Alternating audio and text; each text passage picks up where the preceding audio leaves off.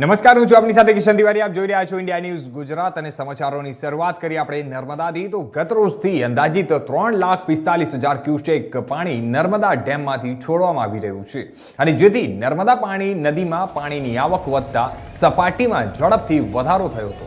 જણાવી દઈએ કે નર્મદામાં પાણીનું સ્તર વધતા ડભોઈ અને સિનોર તાલુકાના કાંઠા વિસ્તારના ગામોને अलर्ट जाहिर કરવામાં આવ્યા છે.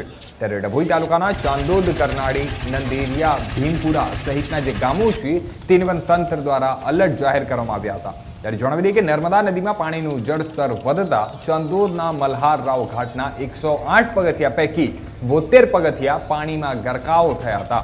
નર્મદા નદીમાં પાણીનો વધતો પ્રવાહ ગત રાત્રિથી સ્થિર જોવા મળ્યો હતો. નદીનો પ્રવાહ સ્થિર થતા કાંઠા વિસ્તારના જે લોકો છે તે લોકોએ રાહતનો શ્વાસ લીધો હતો.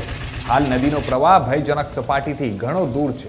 ચાંદોદ ખાતેથી પસાર થતી નર્મદા નદી સિઝનમાં બીજી વાર બે કાંઠે વહેતી થઈ છે અને ત્યારે ચાંદોદ ખાતે વિધિ વિધાન અને નર્મદા સ્નાન માટે આવતા શ્રદ્ધાળુઓ નદી કિનારાનો આહલાદક નજારો જોઈ ખુશ થયા હતા.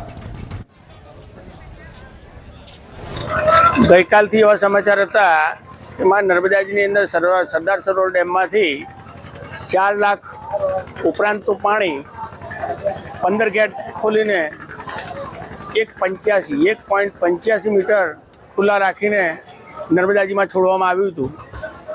એને લઈને નીચાણવાળા વિસ્તારની અંદર ઘણા ગામોના લોકો ચિંતિત હતા, પણ થર્ડ ઓથોરિટી કંટ્રોલ જે નર્મદા નિગમના માણસોનો જે દીર્ઘ દ્રષ્ટિ વિચારી અને થોડા ગાળે પાણી છોડવાનું નક્કી કરી આજે 5 ગેટ બંધ કર્યા અને પાણીનો ફ્લો ઓછો કરી દીધો અને ધીરે ધીરે પાણી કાઢે છે. એને લઈને યાત્રિકો અને સાથે સાથે નીચાણવાળા વિસ્તારના બધા રહેણાંકવાળા ઈસમોને ચિંતામુક્ત થયા છે કે હવે કંઈ જળ સંકટ આવવાનું નથી.